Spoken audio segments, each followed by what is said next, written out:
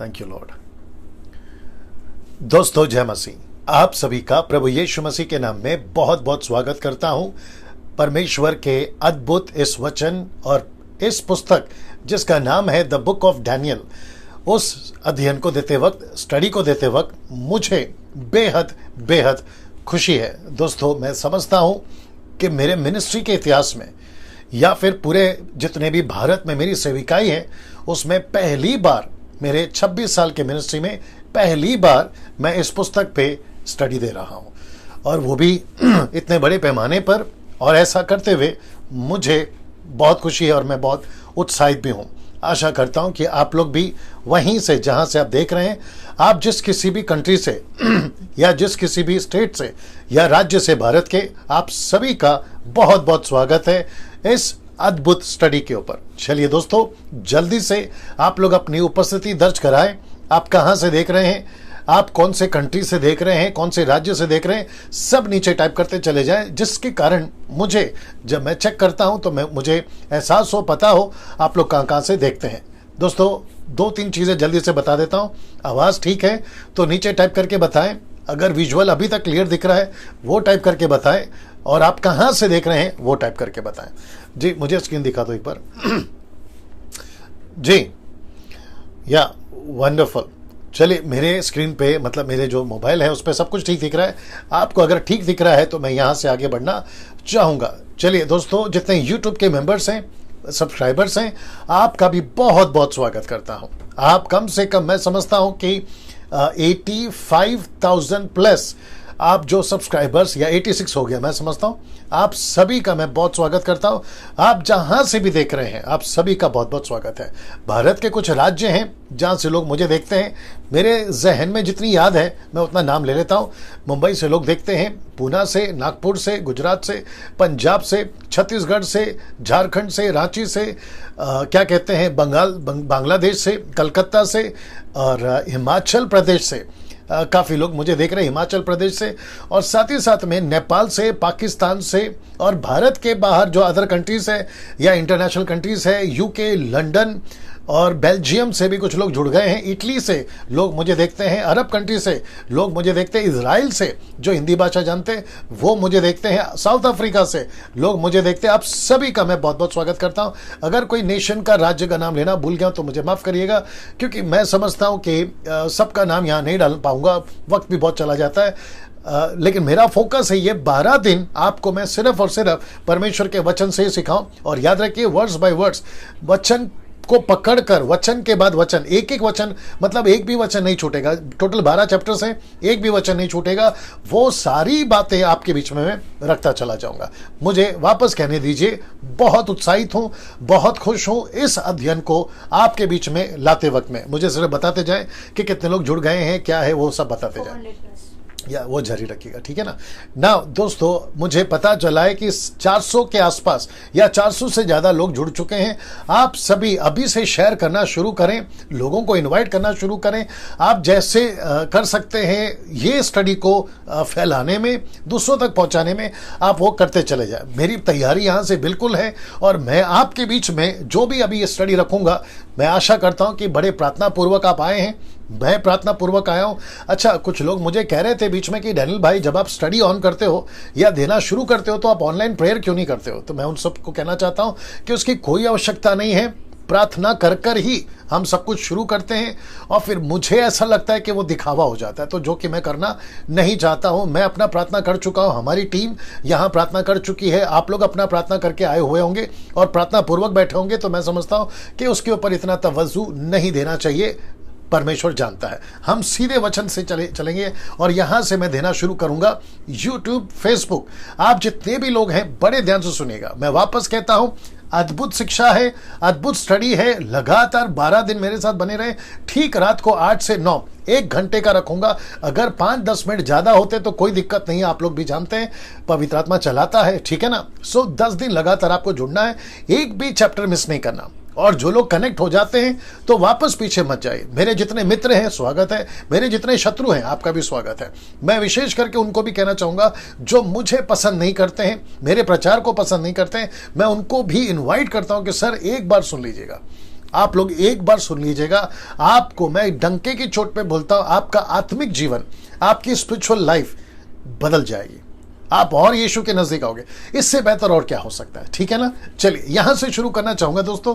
मुझे वापस से बता दे जाए कितने लोग जुड़ रहे हैं, क्या हो रहा है जी। 550 लोग जुड़ गए हैं। मैं उन सभी को कहना चाहता हूं कि सर आखिर तक बने रहिएगा, अद्भुत चीजें आपके बीच में रखने जा रहा हूं ना। चलिए दोस्तों यहां से हम शुरू करेंगे। जैसे ही आप पूरा देख लीजिए एक बार, 6 जुलाई टू 17 जुलाई हम स्टार्ट कर चुके हैं। आज का ये पहला दिन है।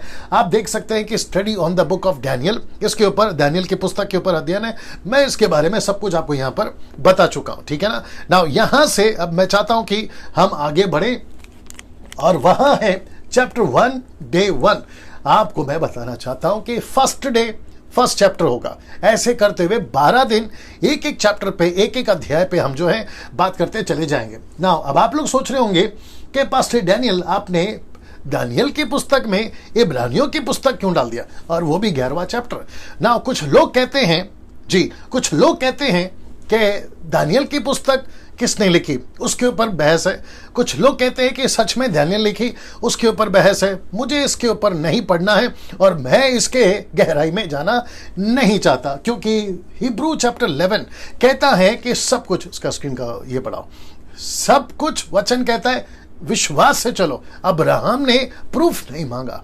आप कौन है? अब्राहम ने, मूसा ने, जितने भी कैरेक्टर थे, नूहा ने प्रूफ नहीं मांगा। आप कौन है? क्या आप सच में ऐसा कोई प्रूफ नहीं मांगा? तो मैं वापस कहता हूं कि दानियल की पुस्तक जिसका मैं अभी अध्ययन दे रहा हूं, यह सब कुछ बाय फेथ आपको और मुझे स्वीकार करना होगा।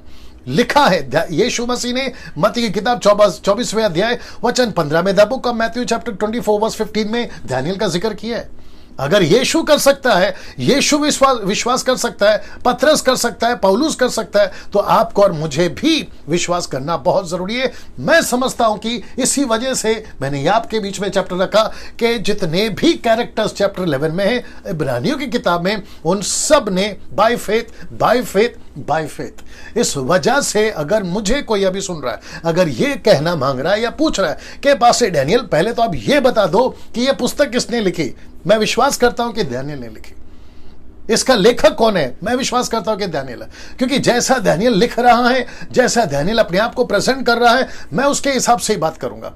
अगर आप ये पूछोगे प्रूफ क्या है, तो मैं कहूंगा कि ये यहां पे चले आओ, आप ये देख लीजिए, ठीक है ना। तो प्रूफ नहीं मांगना है, सबूत नहीं मांगना है, हम विश्वास से चलते हैं और विश्वास पर ही परमेश्वर ने जो है हमें चलने को कहा है, ठीक है ना। धर्मी जन किससे जीवित रहता है? विश्वास है। तो मुझे विश्वास है, आपको विश्वास है कि दानियल की पुस्तक परमेश्वर के दास दानियल ने ही लिखी है। इसके ऊपर बहस नहीं होनी चाहिए, डिबेट्स नहीं होने चाहिए। किसी प्रकार का क्रिटिक्स वाले किसी भी प्रकार का कमेंट्स ना करें, क्योंकि दानियल की पुस्तक को दानियल के द्वारा परमेश्वर ने लिखवाया और मुझको और आप तक पहुंचा है। और दानियल की पुस्तक को जब मैं स्टडी कर रहा था अभी 2-3 हफ्ते से, मेरा माथा तो हिल गया साहब। और मुझे यकीन है कि आप जब सुनोगे लगातार 12 दिन, आपका भी माथा जरूर हिलेगा। आप यीशु के नजदीक आओगे। बहुत कुछ सीखने लायक है दानियल की किताब से, मैं आपको सच बता रहा हूं। और वो सारी चीजों को मैं आपके बीच में रखते चले जाऊंगा, सब स्टडी के साथ में, कॉन्टेक्स्ट के साथ में, स्क्रिप्चर को स्टडी करते हुए सारी चीजें आपके बीच में रखूंगा ना। दोस्तों सबसे पहले मैं चाहता हूं कि यहां पे कुछ आ रहा है, आप उसको देख लीजिएगा। इब्राहिम है, यूसुफ है, मूसा है। अब आप बोलोगे डैनियल भाई आपने ये क्यों दिखा दिया? आपको पता होगा कि बाइबल की पूरी घटना अगर हम ज्यादातर देखें, ऑफकोर्स नूहा रहा, लेकिन नूहा की चर्चा या नूहा का जिक्र उतना नहीं है जितना कि यहां से शुरू होता है।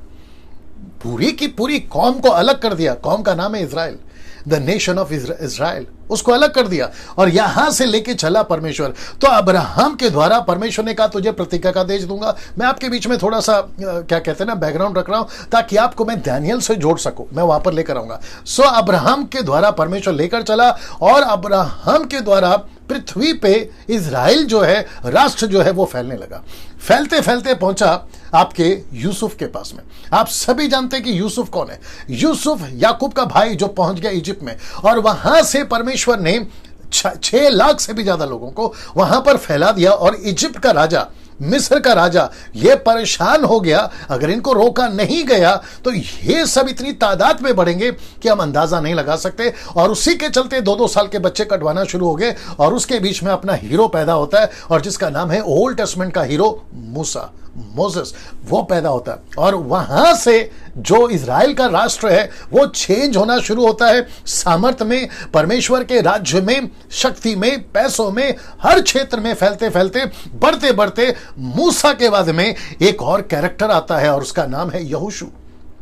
इंग्लिश में जोशुआ, हिंदी में यहोशू। और जैसे ही स्क्रीन पे सब दिख रहा है या मुझे हटने की जरूरत है, ओके, जैसे ही यहोशू आता है और लिखा है कि ईसा पूर्व, बीसी का मतलब है बिफोर क्राइस्ट, ईसा पूर्व 1400 साल, ईसा पूर्व 1400 साल पहले इस व्यक्ति ने लीडरशिप को अपनाई या इसको परमेश्वर ने लीडरशिप में रखा और इसके चलते, इस व्यक्ति के चलते परमेश्वर ने उस प्रतिज्ञा के देश में जिसका नाम है कनान, वहां तक पहुंचा दिया। और पूरे जगत में, मैं सच बता रहा हूं, आप लोग बाइबल भी पढ़ लीजिएगा, मेरे जितने हिंदू भाई, मुस्लिम भाई, बुद्धिस्ट भाई, जूइश जितने भी सुन रहे हैं, मैं उन सभी को कहना चाहता हूं कि इस व्यक्ति के चलते पूरे पृथ्वी पे एक प्रकार का दबदबा आ गया था, एक प्रकार का परमेश्वर के एक परमेश्वर यहोवा है ऐसा दबदबा इन लोगों ने बना दिया था। और उसके चलते कई राजा, जिसका मैं जिक्र भी करूंगा, ऐसे कई राजा, उनके मन में एक ऐसा विचार आ गया था कि अगर किसी से लड़ना है तो इनसे लड़ो, जिसका नाम है इजराइल। इनको अगर विजय पा लिया, क्योंकि कई राज्य के कई देवताओं पर विजय पाया, तो इनको लगा कि हम इनके राज्य और इनके देवता पर भी विजय पाएंगे, जिसका नाम है यहोवा।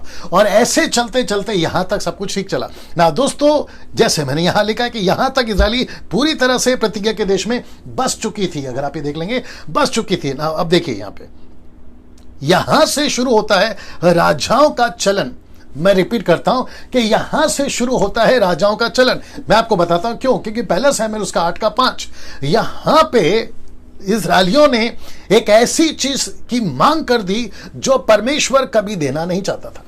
परमेश्वर ने याजक दिए, परमेश्वर ने लेवी दिए, परमेश्वर ने नबी दिए, परमेश्वर ने सेवक दिए वक्त वक्त पर उनको चलाने के लिए, लेकिन एक चीज परमेश्वर ने कभी नहीं दी और वह था राजा, किंग नहीं दिया था। लेकिन आप जैसे यहां पढ़ोगे आपको पता चल जाएगा, इजरायली कहते हैं, कौन से इजरायली, जिनको इन्होंने तैयार किया था, ये सब ने लेकर आया था ना, लीड करते करते करते इन इजरायलियों ने इनसे कहा, शमूएल से कहा, अब हम पर न्याय करने के लिए सब जातियों की रीति के अनुसार, सीधे इसको कहते हैं नकल, इसको कहते हैं इमिटेट, इसको कहते हैं दूसरों को देखना फिर चलना। तो जैसे दूसरों के जातियों में राजा होते थे, इन्होंने कहा कि हम पर भी एक राजा नियुक्त कर दे, सीधे एक राजा नियुक्त कर दे। और यहीं पे हो गई गड़बड़। और जैसी गड़बड़ हुई तो सबसे पहला राजा मांगा या परमेश्वर ने राजा दिया, उसका नाम था शाऊल, दूसरा राजा दिया दाऊद और तीसरा राजा दिया सुलेमान। और आपको एक शॉकिंग न्यूज देता हूं, इसके बाद एक और राजा है जहां से बेबीलोन का राजा, जिसका नाम है नबूकदनेस्सर, उसने इसके बाद के जो राजा है, और वो राजा का नंबर लगता है 22वां। मैं उसका नाम बताऊंगा और मैं आपको उसका परिचय कराऊंगा, ठीक है ना। तो यहां तक पहला राजा शाऊल, दूसरा राजा दाऊद, तीसरा राजा सुलेमान। बड़े ध्यान से देखिएगा कि सुलेमान ने क्या किया ना। शाऊल राजा कब बना? 1060 BC। आपका दाऊद राजा कब बना? 1020 BC। और आपका सुलेमान जब राजा बना 980 BC। तो इसको कहते हैं कि 1060 BC में बिफोर क्राइस्ट, 1020 का में राजा करना शुरू किया बिफोर क्राइस्ट, और 980 साल के यीशु के पूर्व, यीशु के पैदा होने से ईसा पूर्व जिसको कहते हैं, 980 साल की उम्र में सुलेमान ने राज करना शुरू किया ना। मैं आशा करता हूं कि इसका स्क्रीनशॉट ले लीजिए ताकि आपको स्टडी आप जब करेंगे तो आपको मदद आएगी। इसका आप एक स्क्रीनशॉट ले लीजिए, ठीक है ना। और मैं आशा करता हूं कि आप लोग अभी तक इसको समझ गए। मैं थोड़ा सा पीछे वापस चला जाता हूं। यहां से शुरू हुआ था, यूसुफ उसको लेकर गया इजिप्ट में, मूसा ने इजिप्ट से बाहर निकाला, यहोशू ने प्रतिज्ञा के देश में पहुंचाया। और ये कहता है, और ये सब हुआ ईसा पूर्व 1400 साल पहले। और ये सब बस चुके थे, राजा मांगा और राजा परमेश्वर ने दिया। और ऐसे करते करते इजराइल में आपको 22 राजा मिलेंगे, टोटल 22 राजा, 22 राजा। मैं बात कर रहा हूं यहूदा के गोत्र का, यहूदा के जो अलग है उसकी। इजराइल के बीच में भी और कई राजा आए थे, उसका मैं नहीं रख रहा हूं क्योंकि दानियल से कनेक्ट करना है ना। अब इसको देखिएगा दोस्तों, ये सब तो आपको पता चल गया ना। इसको देखिए, जैसे ही सुलेमान ने अपना राज्य पद संभाला, परमेश्वर ने, क्योंकि दाऊद बनाना चाहता था मंदिर, वो नहीं बना पाया टेंपल, लेकिन उसका बेटा सुलेमान बना पाया। इसलिए ये चित्र रख रहा हूं ताकि आपको समझ में आ सके। वहां सब ठीक दिख रहा है ना? ये चित्र वो बना सका, और इसलिए मैंने लिखा है कि सुलेमान के वक्त में यरूशलेम का मंदिर बन चुका था। यरूशलेम का मंदिर बन चुका था, यहां तक मंदिर बन चुका था। लेकिन जैसे ही मंदिर बन चुका और राजा सुलेमान राज्य कर सका, कितना साल के मैं वो भी बताऊंगा, ये चित्र देख लीजिएगा। तो राजा सुलेमान ने 40 वर्ष के राज्य के बाद में वो मर गया। तो इसका मतलब है कि सुलेमान राजा ने 40 वर्ष 40 ईयर्स उसने राज किया।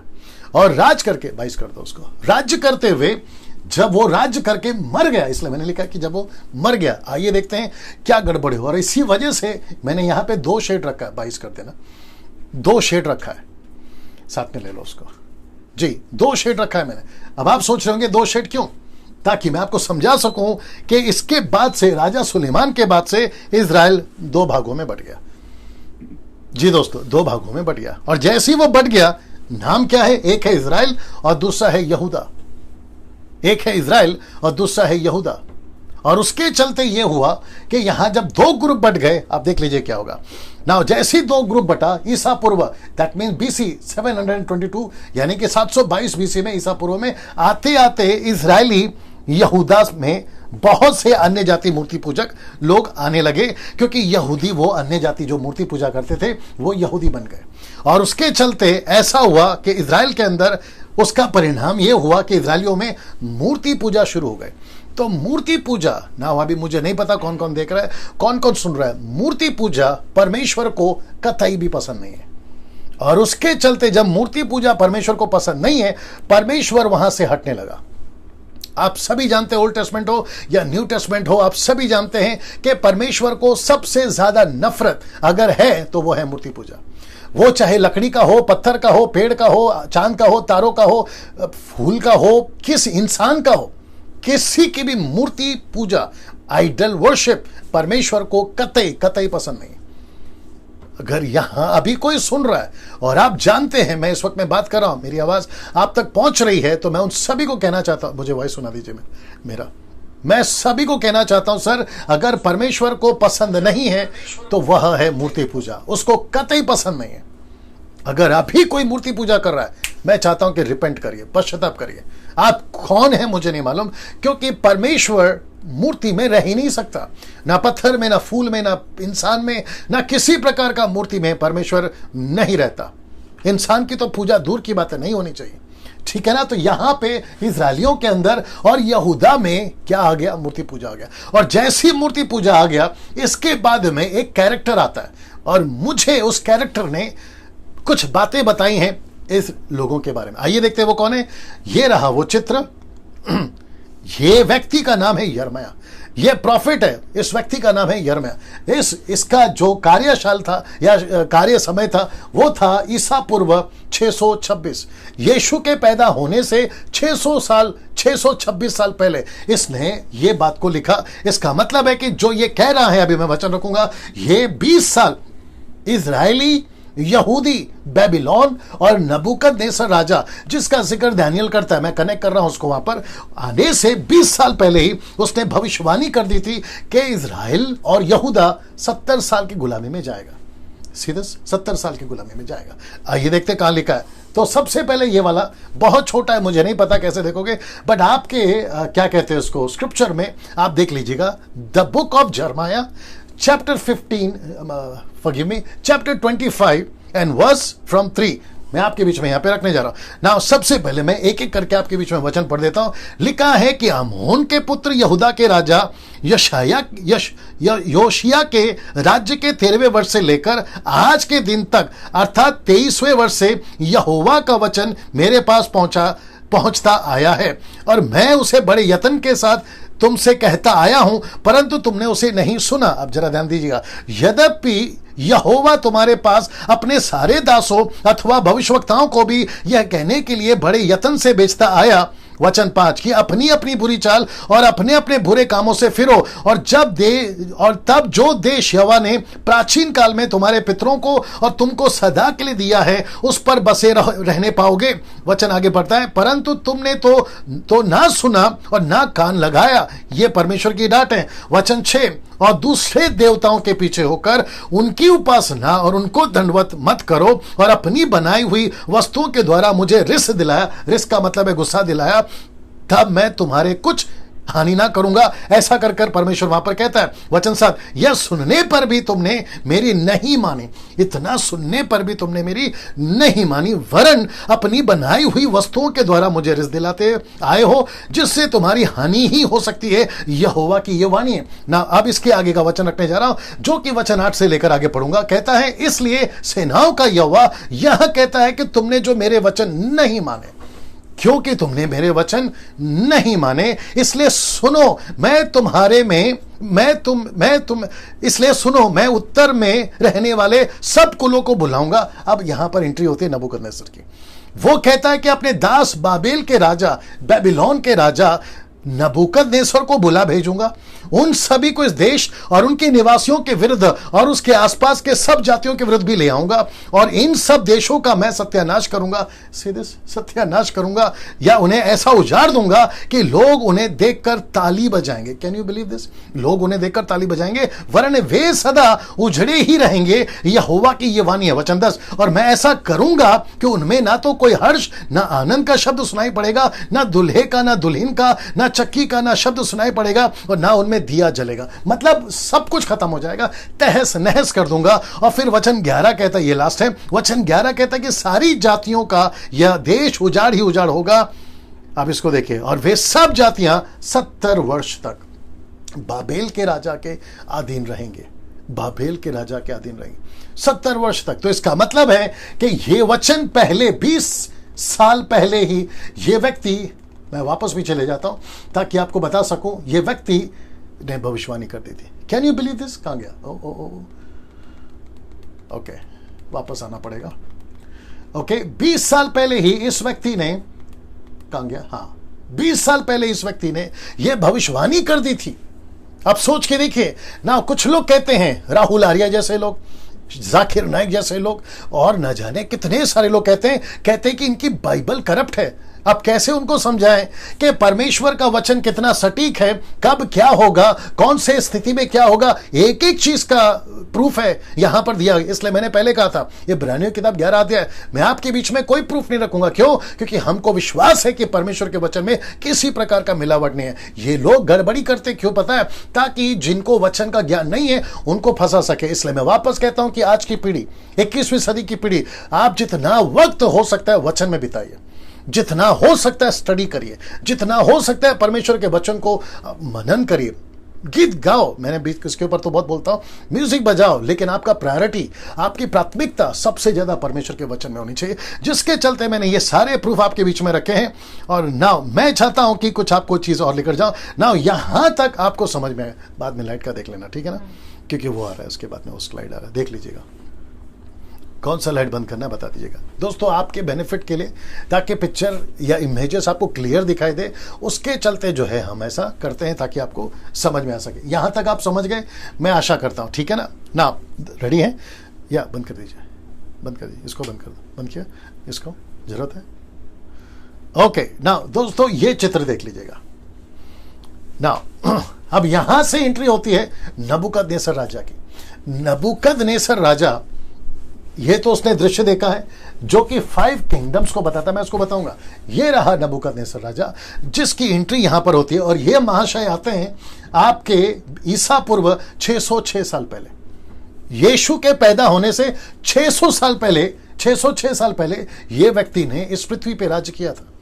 ना ये सब का क्या कहते हैं इतिहास हम सबके पास में, बाइबल में है, आपके गूगल में है। आप जैसे जैसे स्टडी करोगे आपको मिलता चला जाएगा। नाउ इस व्यक्ति के पहले, या इस व्यक्ति को पकड़कर कुछ 5 ऐसे किंगडम्स थे जिन्होंने रूल करा या फिर राज्य किया इजराइल पर। वो कौन कौन है आपके बीच में बताने जा रहा हूं। सबसे पहले इसको कहते हैं सीरियंस, असीरियंस, जिसने सबसे पहला कब्जा किया। फिर उसके बाद में बेबीलोनियंस, दूसरा कब्जा किया। फिर उसके बाद में मेडीज एंड पर्शियंस तीसरा कब्जा किया, और ये ईसा पूर्व 532 साल पहले इन्होंने राज्य किया। लेकिन मेडीज एंड पर्शियंस ने, इनकी एक अच्छी बात थी कि जिसको बंदी बनाया था इजराइल को या लोगों को या यरूशलेम को, इस व्यक्ति ने उस मंदिर को फिर से बनाने में मदद करी। इस व्यक्ति ने या इन लोगों ने उस वक्त में मदद करी। फिर उसके बाद में कब्जा हुआ, जो कि बताता है ईसा पूर्व 323 साल पहले, जिसका नाम है ग्रीस, और मैंने ब्रैकेट में रखा है the Alexander the great. Alexander the great, बादशाह सिकंदर जिसको कहते हैं, जिसने ग्रीस में, और आपको पता है इसकी मौत कहां पर हुई? इसकी मौत यहीं पर हुई। ये बेबीलोन में ही मर गया, बाबिल में ही मर गया।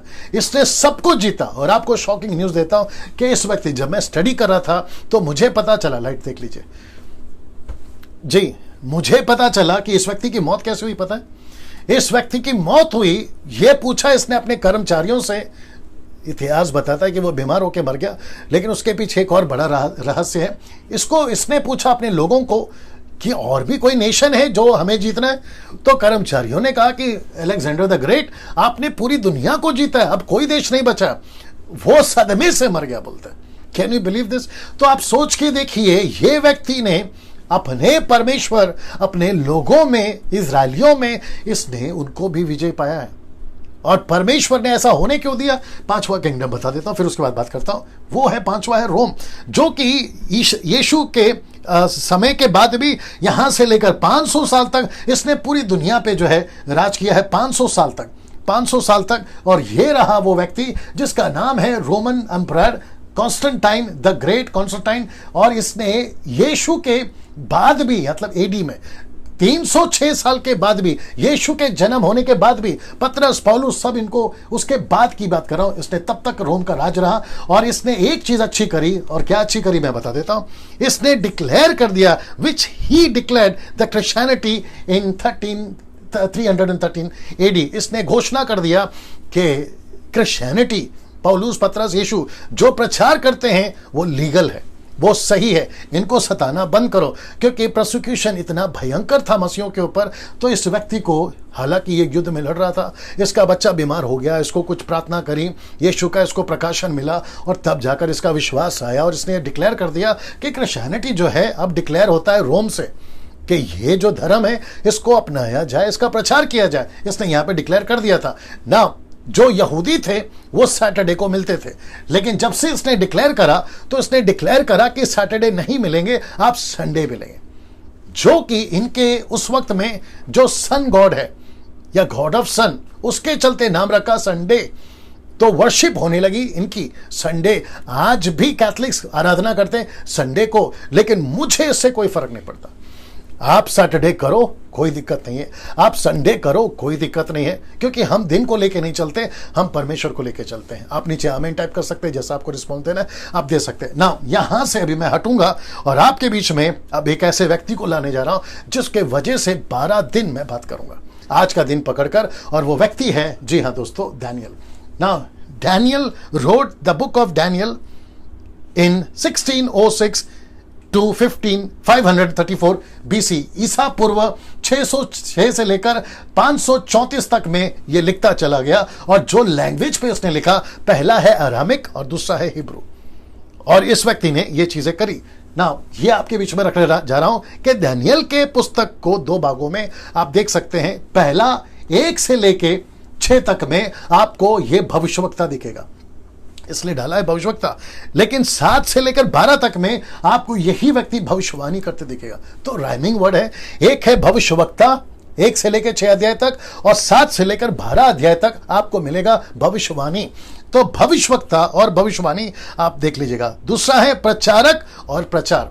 तो जैसा इसने प्रचार किया वैसा यह प्रचारक था, और जैसा यह प्रचारक था वैसा उसने प्रचार किया। यह आपको साबित करता है। तो आपको दानियल की किताब को 2 हिस्सों में देखना होगा। आपको सुविधा के लिए बता रहा हूं। एक है 1 से लेकर 6 तक, दूसरा भाग है 7 से लेकर 12 तक। पहला बता दिया भविष्यवक्ता, दूसरा बता दिया भविष्यवाणी। आई होप कि आपको यह समझ में आ गया होगा ना। इस पुस्तक में पूरे 12 अध्याय, जैसे मैं आपको बताया, तो पहला है परिचय, जो कि मैं भी आपको दे रहा हूं। और मैं आपको सच बता दूं, अगर आप परिचय को समझोगे तो बाकी 11 चैप्टर को समझोगे। अगर आप परिचय, इंट्रोडक्शन को नहीं समझोगे, आप शायद फिर 11 अध्याय को नहीं समझ पाओगे। इसलिए आज का बहुत जरूरी है।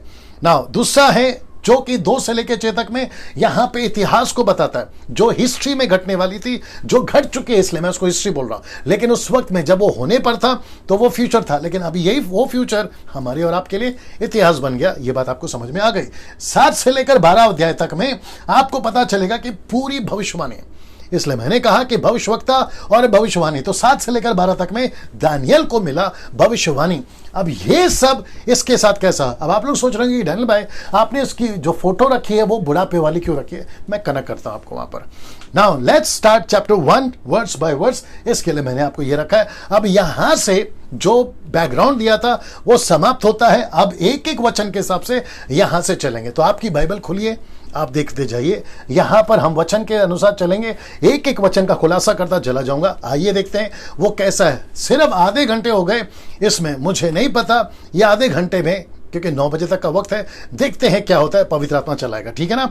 नाउ सबसे पहला वचन आपके बीच में रखने जा रहा हूं, ये रहा, आपके स्क्रीन के ऊपर आपको दिख रहा होगा। लिखा है, यहूदा के राजा यहोयाकीम के राज्य के 3 वर्ष में बाबेल का राजा नबूकदनेस्सर ने यरूशलेम पर चढ़ाई करके उसको घेर लिया। आपको याद होगा मैंने कहा था ना, 5 राजाओं ने राज्य किया इनके ऊपर, 5 राजाओं ने। और ये रहा दूसरा व्यक्ति जो राज्य किया, जिसका नाम है नबूकदनेस्सर, जो कि बाबेल का राजा, और जो कि बताता है नबूकदनेस्सर ने उसके ऊपर चढ़ाई की और यरूशलेम को उसने क्या किया। चित्र में देखिए, चित्र में देख लीजिए। मुझे नहीं पता कि कितना आपको दिख रहा है, आप कितना देख पा रहे हैं।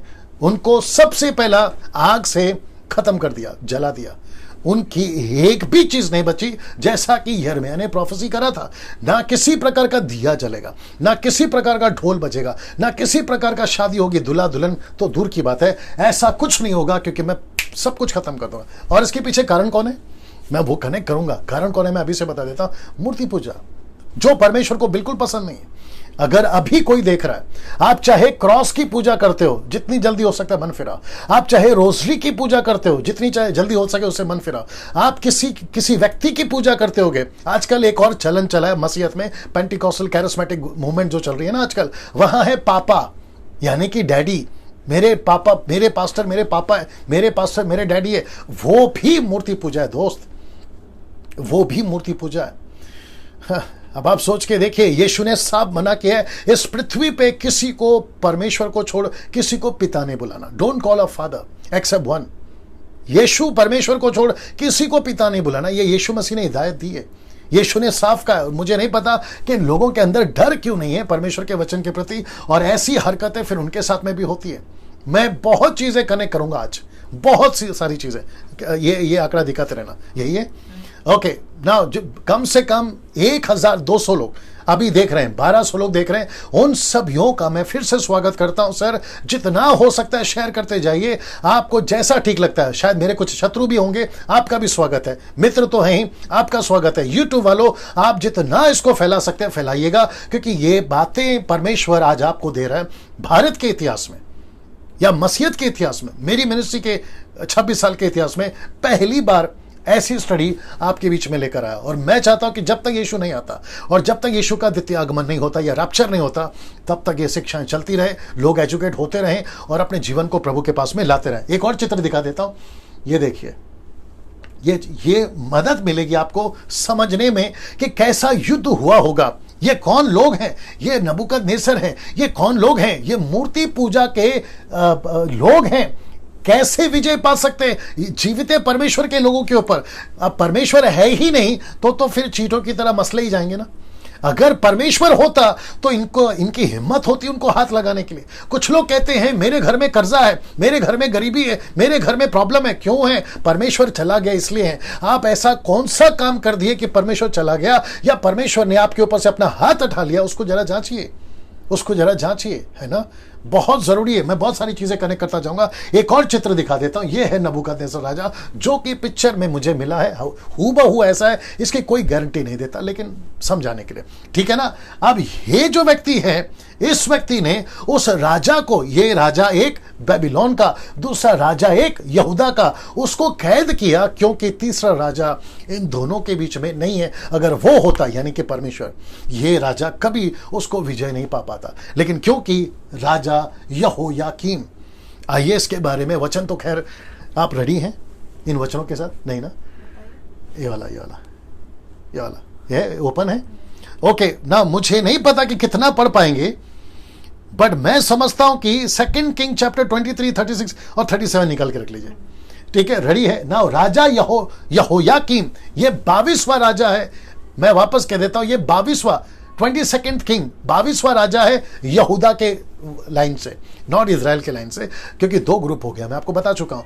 ये 22वां राजा, क्या ये अच्छा था बुरा था? आइए सुनते हैं जी, पढ़ लीजिए इसमें जी, पढ़िए पढ़िए। हाँ, The book of 2 King chapter 23 verse 36 and 37। हाँ, जब यहोयाकीम राज्य करने लगा तब वह 25 वर्ष का था और 11 वर्ष तक यरूशलेम में राज्य करता रहा। उसकी माता का नाम जबीदा था, जो रुमावासी अध्याया की बेटी थी। उसने ठीक अपने पुरखाओं के समान वह किया जो यहोवा की दृष्टि में बुरा है। लास्ट का लाइन वापस पढ़ना। उसने ठीक अपने पुरखाओं के समान वह किया जो यहोवा की दृष्टि में बुरा है। इसने वो किया जो यहोवा की दृष्टि में बुरा है। अब इसने क्या क्या किया है, ये 2 रेफरेंस आपको दे चुका हूं, ये भी आप पढ़ लीजिए। द बुक ऑफ जर्माया 22 का 1 to 18, उतना टाइम नहीं होता है, उसके चलते हम नहीं पढ़ पा रहे, ठीक है ना। सो आप ये भी देख सकते हैं कि टोटल 19 राजाओं ने राज्य किया था यहूदा पर, और उसमें से 11 जो है अच्छे थे और 8 जो थे वो बुरे थे, और वो 8 जो बुरे थे उसमें ये व्यक्ति है जिसका नाम है यहोयाकीम।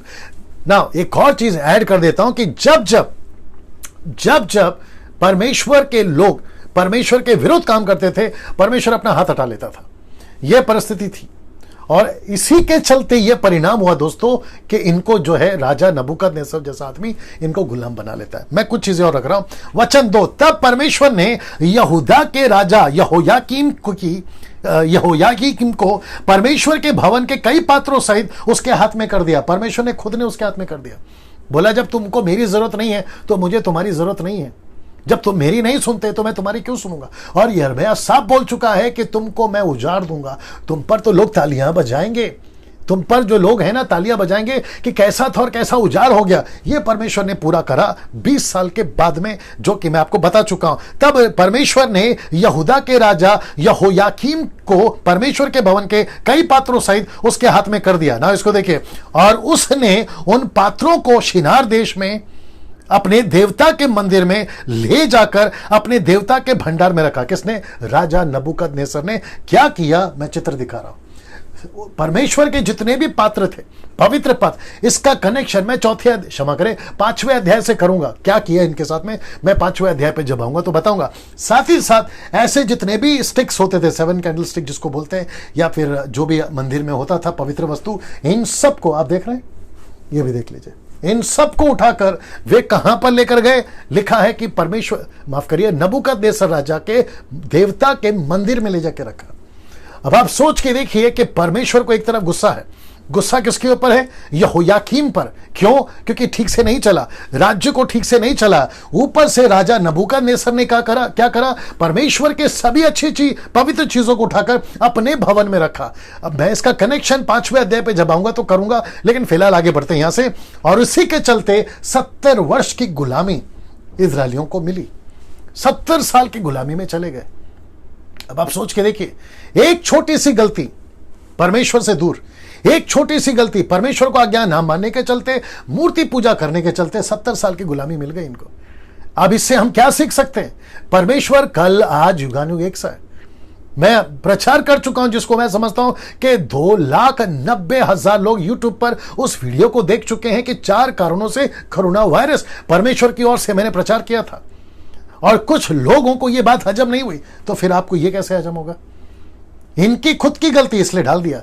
इनकी खुद की गलती के या लापरवाही के कारण इनको यह गुलामी मिली। और आपको राजा याद होगा ना, राजा का मांग किया था ना सैमुएल के पास में, कहा था कि हमको भी राजा दो, तो लो राजा दिया, और ऐसा राजा दिया कि उनको गुलामी में लेके चले गए। अब आप सोच के देखिए, 70 साल की गुलामी। ना अब यहां से एंट्री होती है डैनियल की, ना केवल डैनियल की, उसके 3 दोस्तों की भी। ये देख लीजिएगा, सब ठीक है, कमेंट्स वगैरह सब ठीक है।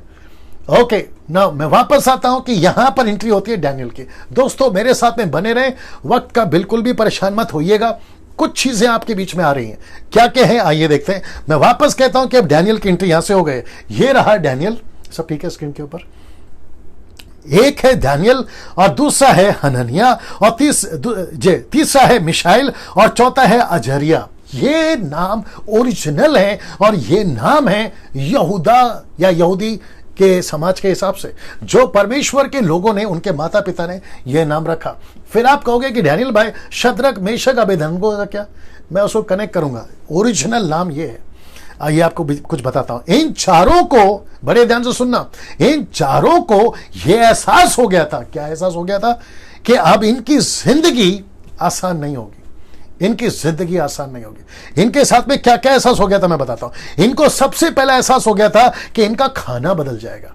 और आपको पता है कि परमेश्वर ने क्या खाना है यहूदियों को, इस्राएलियों को, और क्या नहीं खाना है। इसकी बड़ी साफ हिदायत मूसा के द्वारा दी थी कि क्या क्या नहीं खाना है। और दानियेल जैसा आदमी या लड़का, उसको एहसास हो गया था कि यहां पे अब इनका जो कल्चर है उसको अपनाना पड़ेगा, इनका खाना अपनाना पड़ेगा, और साथ ही साथ इनका नाम तक बदल जाएगा।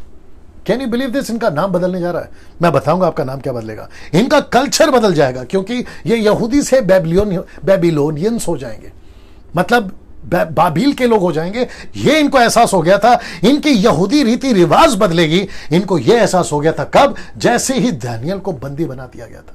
इसको तभी एहसास हो गया था कि अब जो चीजें हैं वो ठीक नहीं रहेगी ना। इसको देखिए दोस्तों, पद 8 में, परंतु दानियेल ने अपने मन में ठान लिया था। क्या ठान लिया था?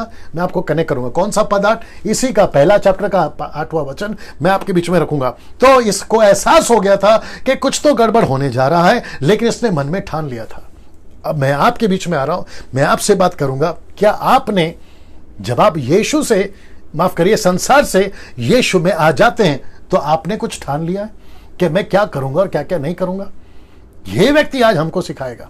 कौन ये व्यक्ति? ये कहता है कि मैं जैसे ही गुलाम हो गया, देख रहे हैं, मैं जैसा ही गुलाम हो गया, मुझे एहसास हो गया मेरा नाम बदलेगा, मुझे एहसास हो गया मेरा खाना बदलेगा, मुझे एहसास हो गया मेरा कल्चर बदलेगा। ये देखिए, मुझे एहसास हो गया मेरा जो समाज है, मेरा जो रहन सहन है वो बदलेगा। लेकिन इसकी खूबसूरत लाइन क्या अच्छी लगी मालूम है? इसने ठान लिया था। क्या ठाना था? मैं कनेक्ट करूंगा।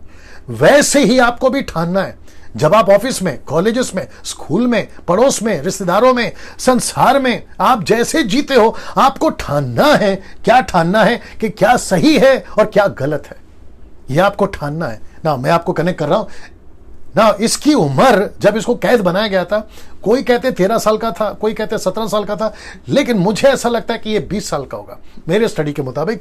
तो 20 साल की उम्र से लेकर 90 साल की उम्र तक, ये देख रहे हैं। इसलिए मैंने जो फोटो दिखाया था ना, वो उम्र वाला फोटो, क्योंकि तभी दानियेल शेर की मांद में जब था तो ये उम्र तक का हो गया था। मैं कनेक्ट करूंगा जब यहां पे आऊंगा। ये 6वें अध्याय की स्टोरी है, ठीक है ना। अभी पहले में रहते हैं। तो ये पोस्टर देख लीजिएगा। 20 साल की उम्र से 90 साल की उम्र तक में दानियेल ने कोई पाप नहीं किया। Can you believe this? इसने कोई पाप नहीं किया। क्यों? अगर आप मुझे पूछोगे क्यों, मैं आपको अभी बता चुका हूं कि इसने ठान लिया था। आप जैसे ठान लेते हो मुझे क्या करना है क्या नहीं करना है, आप उस पर स्थिर रहते हो। अगर आप नहीं ठानोगे तो गई भैंस पानी में। आप देख लीजिए, इससे कोई पाप नहीं हुआ, क्योंकि मैं 12 चैप्टर तक अभी स्टडी करके बैठा हूं, इसलिए मैं आपको बता रहा हूं ना। इसको देखिए, जबकि दानियेल और उसके 3 दोस्त पाप कर सकते थे। मैं आपको बताता हूं क्यों। क्योंकि इनके पाप करने की कई वजह हैं। ये मनचाहा जीवन जी सकते थे। मैं आपको कुछ चीजें रखता हूं। सबसे पहला, एक तो इनका परिवार खत्म हो गया। किसने खत्म किया? इसी राजा ने। जहां पर ये गुलामी बनकर काम कर रहे हैं या फिर रह रहे हैं, राजा ने इनको खत्म किया।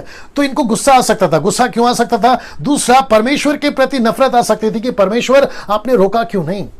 आपने नबूकदनेस्सर राजा को या उसके राज्य को हम पर आक्रमण होने से पहले रोका क्यों नहीं? जैसे मूसा के टाइम पे रोका, यहोशू के टाइम पे रोका, सुलेमान राजा के टाइम पे रोका, गिदोन के टाइम पे रोका, आपका सैमसन के टाइम पे रोका, और ना जाने कितने 22 राजा के टाइम पे रोका। तो आपने इस राजा को क्यों नहीं रोका? इनको गुस्सा आना वाजिब था। लेकिन आपको पता है, ये चीजों को जानते थे। दानियल जानता था कि ये मुसीबत हम पर पड़ी है ना, हमारे खुद के लोगों की वजह से पड़ी है, इसलिए इसने ऐसा कोई काम नहीं किया जो परमेश्वर की नजर में गलत हो। जबकि मैं कह रहा हूं कि इनको वजह थी, मन चाहा जीवन जी सकते थे। मैं कनेक्ट कर रहा हूं। वचन 3, तब उस राजा ने अपने खोजों के प्रधान, जो कि एक यूनक कहते हैं उसको, आप लोग समझते होंगे यूनक का मतलब क्या है, ठीक है ना? एक यूनक ने, जिसका नाम है अश्परज, को आज्ञा दी कि इजरायली राजपुत्रों, और फिर लिखता है प्रतिष्ठित पुरुषों में से ऐसे कई जवानों को। तो दानियल कौन था? राजपुत्रों में से एक पुत्र था। ये रॉयल फैमिली से आता था, जिसके माता पिता एजुकेटेड थे, जिसके माता पिता पैसे वाले थे। ये ऐसी जगह से आता था। इसलिए मैंने कहा कि दानियल ने कभी पाप नहीं किया, क्योंकि उसको परमेश्वर की एक एक वचन की मालूमात थी। ये परमेश्वर के वचन को पूरी तरह से जानता था, जिसके चलते तो ये वचन 3 कहता है कि दानियल राजपुत्रों, मतलब ये रॉयल फैमिली से आता है। इसके माता पिता गरीब नहीं थे, अनपढ़ या फिर ऐसे नहीं थे। इन बच्चों को उनके माता पिता ने बड़ी अच्छी स्टडी दी थी। उसका कैप नीचे कर लो, बहुत ऊपर चला गया है ना। सो बहुत जरूरी है कि हम बातों को समझें। यह वचन बताता है कि दानियल ने 20 साल की उम्र से, जब से गुलाम हुआ, 90 साल की उम्र तक में इसने कभी कोई पाप नहीं किया, क्योंकि ये ऐसे फैमिली से आता था ना। इसको देखिए दोस्तों, पद 4, वचन 4, जो निर्दोष, सुंदर और सब प्रकार की बुद्धि में निपुण और ज्ञान में निपुण और विद्वान और राजभवन में हाजिर रहने के योग्य हो, ऐसों को लेकर आओ। तो दानियल और उसके 3 दोस्त उसमें थे, नहीं तो वो क्यों चुनकर लाते? अब सोच के देखिए, बड़े ध्यान से समझना, सोच के देखिए कि परमेश्वर इन लोगों को वहां रखता है। राजा नबूकदनेस्सर जाता है और सेलेक्टेड लोगों को लेकर आता है, जवानों को, मैं आपको बताऊंगा क्यों, और उनको लाकर वो कहता है कि इनको अच्छा ट्रेन करो। कैसे ट्रेन करो? जो बुद्धि में परिपूर्ण हो, विद्वान हो और राजभवन में मेरे सामने खड़े रहने के योग्य हो, ऐसों को तैयार करो। और परमेश्वर उसमें से दानियल और 3 लोगों को, यानी कि दोस्तों को लेकर आता है, जो दानियल के साथ में थे। फिर कहता है कि उन्हें कसदियों के शास्त्र और भाषा की शिक्षा दी जाए। मतलब हमारे बेबीलोन का कल्चर उनको सिखाओ, उनको हमारा खाना दो, पीना दो। मैं दिखाता हूं। फिर वचन 5 आता है दोस्तों, कहता है कि राजा ने आज्ञा दी कि उसके भोजन पीने का दाख मधु में से उन्हें प्रतिदिन खाने पीने को दिया जाए। इसका मतलब है कि राजा का जो टेबल पे खाना आता था, वो खाना, जो राजा खाता था वो खाना। अब इसको देखिए, इस प्रकार 3 वर्ष तक उनका पालन पोषण होता रहे, और तब उसके बाद वे राजा के सामने हाजिर किए जाए। 3 साल तक, बड़े ध्यान से देखिएगा दोस्तों, 3 साल तक। आपको नहीं लगता है कि टेम्पटेशन का लेवल कहां जाएगा? 3 साल तक ये अपने आप को बर्दाश्त कर रहे हैं, 3 साल तक ये अपने आप को रोक रहे हैं, 3 साल तक ये कह रहे हैं कि राजा आपका जो खाना है हम नहीं खाएंगे। टेम्पटेशन कितना है होगा? क्योंकि तीनों ने कहा था कि हम तेरा खाना नहीं खाएंगे और तेरा दारू नहीं पिएंगे। मैं बताऊंगा आपको क्यों ना। उसके पहले मैं चाहता हूं कि चित्र देख लीजिए। जी दोस्तों, अब ये चित्र आप देख रहे होंगे, जो कि एक पॉपेट की तरह है, कठपुतली। अब आप सोच रहे होंगे कि ये फोटो दानियल के स्टडी में क्यों है, और साथ ही साथ में ये व्यक्ति आपको पता है क्या हो रहा है यहां पर? आपने जो भी वचन पढ़ा था ना, ये वाला और फिर ये वाला, ये सारे वचन, नबूकदनेस्सर राजा दरअसल करना क्या चाहता मालूम है? इन सभी लड़कों को, इन सभी जवानों को अच्छी तरह से ट्रेन करके उनको कठपुतली बनाकर अपनी उंगलियों पे नचाना चाहता है, ताकि ये इसलिए डाला है, राजा नबूकदनेस्सर दानियल और कई और लोगों को कठपुतली बनाकर यरूशलेम में राज करना चाह रहा था। उनके लोगों के बीच में इनको ट्रेन करो, मैं जैसा चाहता हूं ये वैसा बोलेंगे। और आपको पता है कि ऐसा इसका चाल था, और जिसके चलते 70 साल और भी न जाने कई देशों में इसने राज्य करा। बड़े ध्यान से सुनिएगा ना, इसको देखिएगा। लेकिन दिक्कत यह हो गई कि राजा नबूकदनेस्सर ने गलत व्यक्ति से पंगा ले लिया। गलत व्यक्ति से पंगा ले लिया। इसको लगा कि मैं दानियल को बदल दूंगा, लेकिन आपको पता है असलियत क्या है? दानियल ने इसको बदल दिया। मैं जब आऊंगा ना 4थे अध्याय पे, ये राजा नबूकदनेस्सर बदल चुका होगा। मैं आपको कनेक्ट करूंगा, 4था अध्याय बहुत इंपॉर्टेंट है। यह व्यक्ति बदल चुका होगा यहां पर, और इसको बदलने में इसी का हाथ है।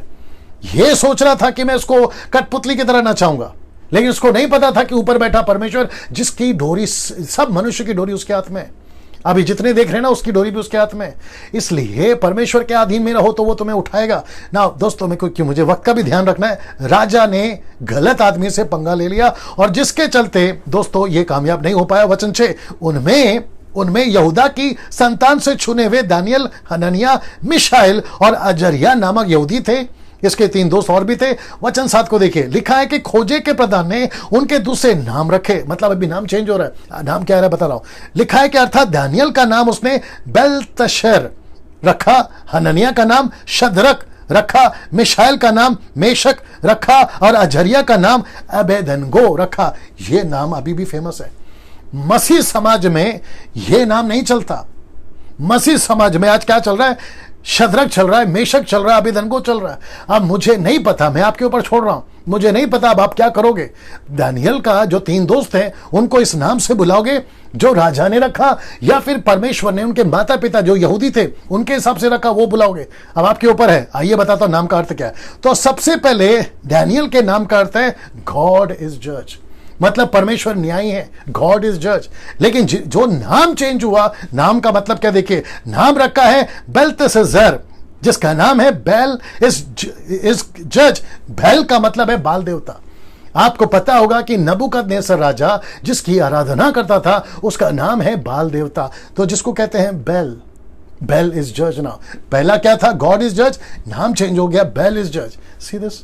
अब आप सोच के देखिए कि क्या माइंड सेटअप है। इसको कहते हैं यहां पे ब्रेन वॉश हो रहा है, यहां पे ब्रेन वॉश हो रहा है, यहां पे नाम बदल रहा है, खाना बदल रहा है, कल्चर बदल रहा है। लेकिन मैं वापस कहूंगा कि नबूकदनेस्सर ने गलत व्यक्ति से पंगा ले लिया जिसका नाम है दानियल। ये उसको बदलने चला था, लेकिन पहले ही चैप्टर में आपके बीच में रखने जा रहा हूं कि दानियल ने उसको बदल दिया। परमेश्वर जिसके साथ है, जो परमेश्वर के साथ में, उसको कोई नहीं बदल सकता गलत तरीके से। ये भी ध्यान में रखिएगा। फिर दूसरा व्यक्ति आता है जो दूसरा दोस्त है, 3 दोस्तों में से पहला दोस्त लिखा है हनन्याह, जिसका मतलब है लॉर्ड इज ग्रेशियस। हनन्याह का मतलब है लॉर्ड इज ग्रेशियस, लेकिन उसका नाम रखा शद्रक, जो कि बताता है कि सन गॉड, उनका जो गॉड था जिसकी कई देवी देवताओं में, वो गॉड सन को भी गॉड बुलाते थे, तो उसके नाम से शद्रक रखा। अब आप जब शद्रक बोलते हो तो आप परमेश्वर को नहीं, उनके गॉड को आप महिमा दे रहे होते हो। अब आप सोच के देखिए कि नाम क्या लेना। फिर लिखा है कि मिशेल, जिसका मतलब होता है लाइक गॉड, मतलब जैसा परमेश्वर है मिशेल वैसा है, लेकिन उसका नाम चेंज करके मेशक, उसका नाम है अकू द डिस्ट्रॉयर। अकू ये गॉड है उनका, जिसका मतलब होता है डिस्ट्रॉयर। फिर आता है अजर्या, जो कि लॉर्ड्स हेल्प, मतलब परमेश्वर मदद करता है। उसका नाम चेंज कर क्या रखा मालूम है?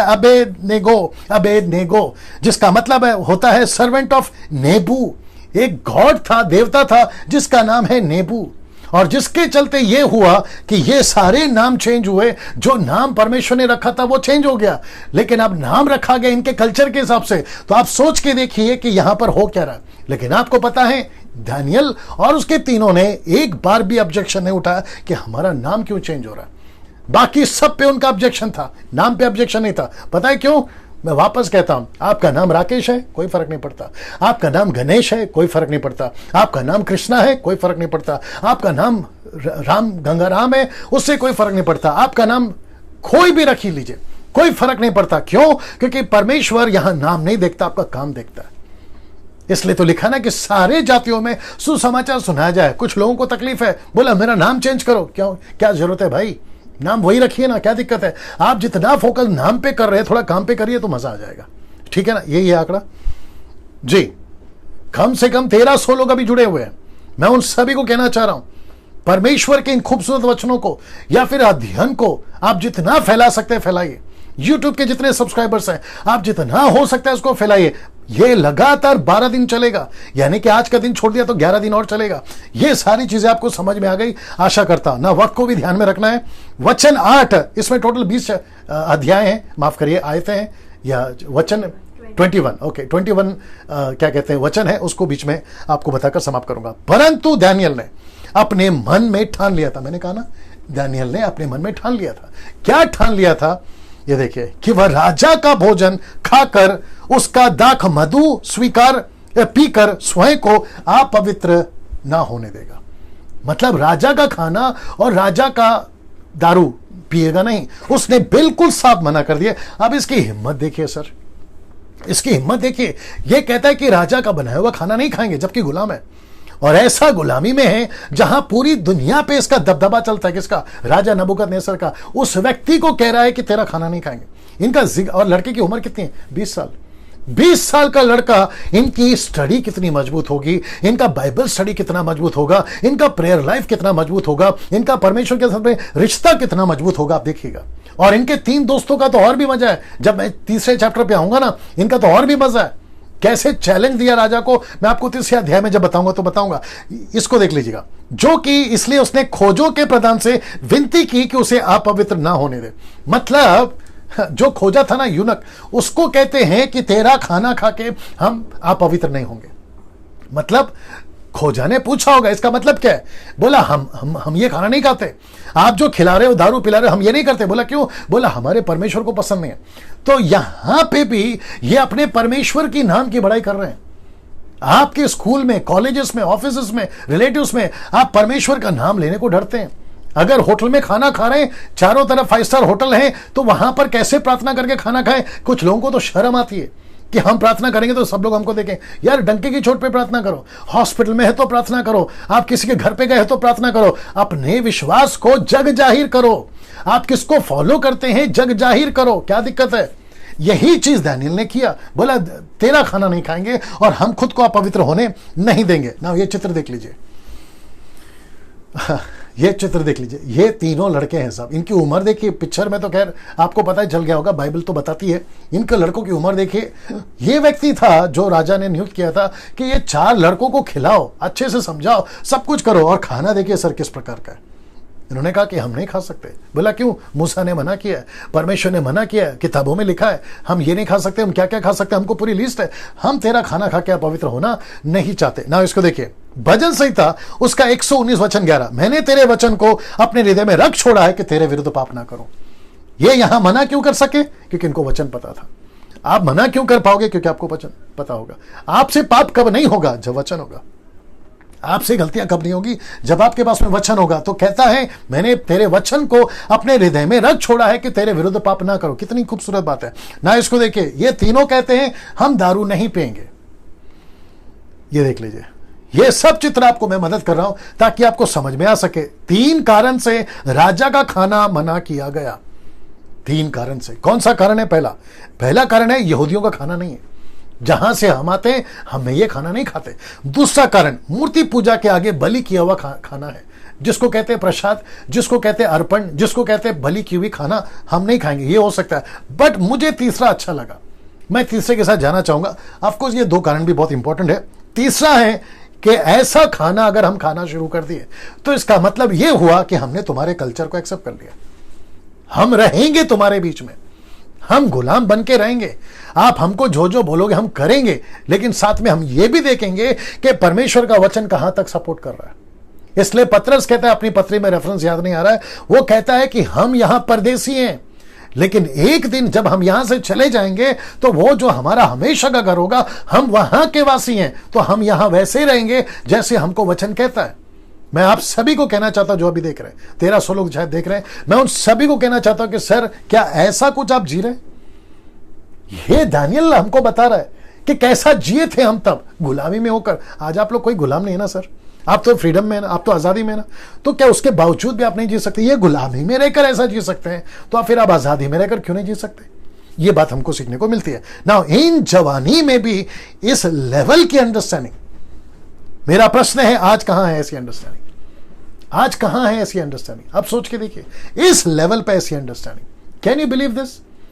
इस लेवल की अंडरस्टैंडिंग। अब आप सोच के देखिए, कितना अद्भुत विश्वास, कितनी अद्भुत अंडरस्टैंडिंग, और क्या वचन का नॉलेज लेकर चल रहे होंगे। आप सोच के देखिए, ये राजा का खाना खाकर और शराब पीकर मस्त में रह सकते थे। मैं वापस कहता हूं, मस्त में रह सकते थे, लेकिन देखो क्या चुनाव किया। क्या चुनाव किया देखिए। कुछ सेकंड रख रहा हूं उसको मैं, आप देख लीजिएगा इसको। जी दोस्तों, क्या चुनाव किया देखिए। इन्होंने कहा कि हम तुम्हारे बीच में रहेंगे, लेकिन ऐसा कोई चीज नहीं करेंगे जो परमेश्वर को दुख पहुंचाता है, जो परमेश्वर के वचन के खिलाफ है। मैं वापस कहता हूं सभी यूथ को, ये भी 20 साल के लड़के हैं, वो सभियों को। आप जब सोसाइटी में घूमते हो, शॉपिंग मॉल में जाते हो, फ्रेंड सर्कल में जाते हो, आपको कैसे जीना है इससे हम लोग सीख सकते हैं। इस लड़के से, इन 4 लड़कों से सीख सकते हैं ना। वचन 9, परमेश्वर ने खोजे के प्रधान के मन में, ये कितना अद्भुत है। देखिए, गुलामी में होकर भी परमेश्वर यहां काम कर रहा है। बीच में मुझे किसी ने पूछा था, क्या परमेश्वर जब हम गलती करते तो हमें छोड़ देता है? जी नहीं, परमेश्वर रहता है ताकि आपको लीड करे। परमेश्वर आपके अंदर रहता है, आपको लीड करे। यहां परमेश्वर अभी भी है। यहूदा को उसने नहीं छोड़ा, यरूशलेम को उसने नहीं छोड़ा, इज़राइल को उसने नहीं छोड़ा। यह बात बताती है कि खोजों के प्रधान के मन में, देख लीजिएगा, दानियल के प्रति कृपा और दया भर दी। और वचन कहता है, नीति वचन उसका 16 का 7 में देखिए क्या लिखा है, जब किसी का चाल चलन यहोवा को भावता है तब वह उसके शत्रुओं का भी उससे मेल करा देता है। Can you believe this? इसका मतलब क्या हुआ मालूम है? आप परमेश्वर का आदर करो, परमेश्वर आपका आदर करेगा। मतलब जो लोग आज आपका विरोध कर रहे हैं, आपका चाल चलन ऐसा हो इस वचन के अनुसार, परमेश्वर कहता है कि मैं तेरे शत्रुओं को तेरा दोस्त बना दूंगा। क्या अद्भुत बात है! जो तेरे विरोध में है मैं उनको तेरा दोस्त बना दूंगा। यह परमेश्वर का वचन है ना। अब इसको देखिए दोस्तों, दानियल और उसके 3 दोस्तों का 10 दिन का चैलेंज। आइए देखते क्या चैलेंज है। और चैलेंज क्या है? दानियल का खाना और राजा का खाना। दानियल ने क्या रखा और राजा ने क्या रखा, उसका चैलेंज है। पद 10 कहता है, क्या कहता है देखिए, और खोजों के प्रधान ने दानियल से कहा, मैं अपने स्वामी राजा से डरता हूं। उसने कहा, मुझे डर लगता है मेरे राजा से। क्यों? क्योंकि तुम्हारा खाना पीना उसी ने ठहरा। तुमको क्या खाना है क्या पीना है राजा ने तय किया है। किसके लिए? दानियल और उसके 3 दोस्तों के लिए। फिर कहता है, कहीं ऐसा ना हो कि वह तेरा मुंह तेरे संगी जवानों से उतरा हुआ और उदास देखे तो मेरा सिर राजा के सामने जोखिम में डालो। मतलब तो मेरा सर तुम राजा के सामने क्यों कटवा दो? इसलिए मैं जैसा कह रहा हूं वैसा खाओ। अब आता है दानियल चैलेंज लेकर। आइए देखते क्या। तब दानियल ने उस मुखिए से कहा जिसको खोजा के प्रधान ने दानियल, हनन्याह, मिशाएल, अजर्या के ऊपर देखभाल करने के लिए नियुक्त किया था, कहा। क्या कहा? वचन 12 कहता है, मैं तुझसे विनती करता हूं, अपने दासों को 10 दिन तक जांच और हमारे खाने के लिए साग पात, वेजिटेबल, साग पात और पीने के लिए पानी ही दिया जाए। अब देखो इसको, फिर 10 दिन के बाद हमारे मुंह जो जवान राजा का भोजन खाते हैं उनके मुंह को देख और जैसा तुझे देख पड़े उसके अनुसार अपने दासों से व्यवहार कर। यह चैलेंज दानियल ने दिया। बोला 10 दिन आप इंतजार करिए। दोस्तों 9 बज गए, क्या करें? देखते हैं क्या होता है, ठीक है ना? मेरे साथ बने रहे। दानियल कहता है कि 10 दिन का टाइम ले लीजिए, हमको आप पत्ता खिलाइए, हमको आप वेजिटेबल खिलाइए, पानी पिलाइए, लेकिन राजा का जो जवान लड़के खाना खा रहे ना हमारे ही टेबल पे बैठ के, 10 दिन के बाद उनका चेहरा हमारा चेहरा। आइए रिपोर्ट देखते क्या है। उनकी ये विनती उसने मान ली। किसने मान ली? उस व्यक्ति ने। क्यों मानी? क्योंकि परमेश्वर ने उसके मन में काम किया था, इसलिए उसने उसको स्वीकार कर लिया। 10 दिन तक उनको जांचता रहा, ठीक 10 दिन तक उनको जांचता रहा। 10 दिन के बाद रिपोर्ट देखिए। 10 दिन के बाद, वचन 15, 10 दिन के बाद उनके मुंह राजा के भोजन के खाने वाले सब जवानों से अधिक अच्छे और चिकने देख पड़े। Can you believe this? See this? मतलब जो व्यक्ति राजा का खाना खा रहे थे उनका चेहरा दानियल का जो चेहरा है ना उससे कम है, लेकिन दानियल का चेहरा घट रहा है। इसलिए एक फोटो मिला है जो कि आपको थोड़ा सा मदद करेगा। ये रहा दानियल, जो चमक रहा था उस वक्त में, चिकना था, अच्छा था, किसी प्रकार का कोई क्या कहते हैं ना वीकनेस नहीं दिख रहा। ऐसा 10 दिन के बाद में तो ये चैलेंज दानियल ने एक्सेप्ट किया और वहां के लोगों को बताया कि देखो अगर तुम ऐसा करोगे 10 दिन के बाद में, और आपको पता है परिणाम क्या हुआ? अब इसको देखिए। तब वह मुखिया उनका भोजन, उनके पीने के लिए ठहराया हुआ दाख मधु दोनों को छोड़कर उनको साग पात ही देने लगा। सीधे उनको वही खाना देने लगा।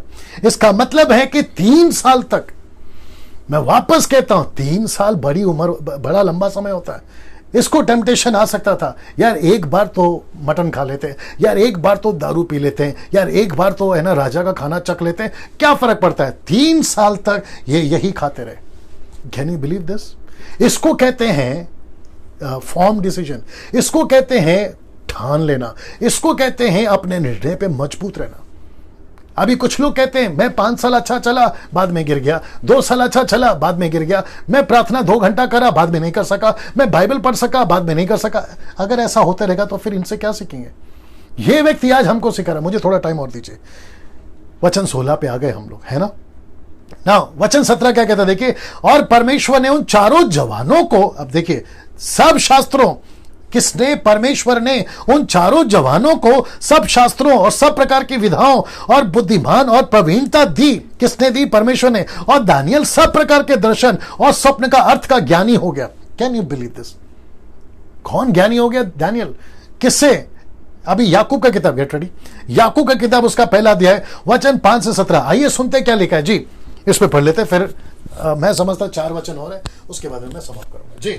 पर यदि तुम में से किसी को बुद्धि की गति हो तो परमेश्वर से मांगे, जो बिना उलाना दिए सबको उदारता से देता है, और उसको दी जाएगी। जी 70 जी, डायरेक्ट 17 और टिल 17?